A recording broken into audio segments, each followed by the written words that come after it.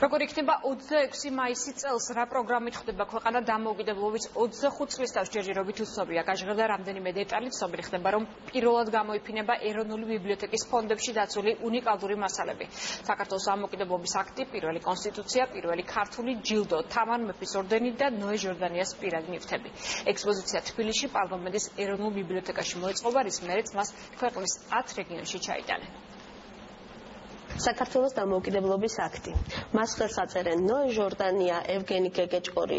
ეს დროისაგან გაცრეცილი და გაყვითლებული დოკუმენტია, რომელშიც გადმოცემულია სახელმწიფოს განვითარების ისტორიული პერსპექტივები და ქართველი ერის სურვილი თავად გადაწყვიტოს თავისი მომავალი ბედიღბალი.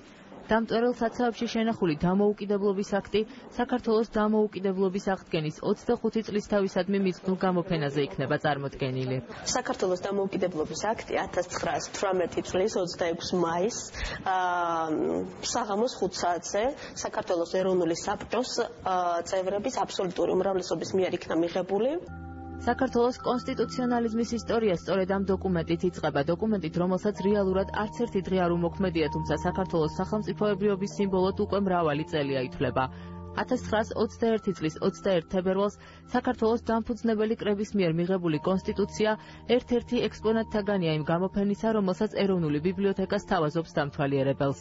ეს არის საბედისწერო დღეები, როცა საქართველოს საზღვრები უკვე დარღვეულია, მტერი შემოსულია და რამდენიმე დღეში 25 თებერვალს კიდეც შემოვა თბილისში და მთავრობა უკვე დასავლეთში არის წასული და აი ეს კონსტიტუცია დაიბეჭდა უკვე ბათუმში. მართლაც მიიღეს ისეთი იურიდიული დოკუმენტები, რომლებიც სპეციალისტების თქმით იმ დროისთვის მართლაც პროგრესული იყო.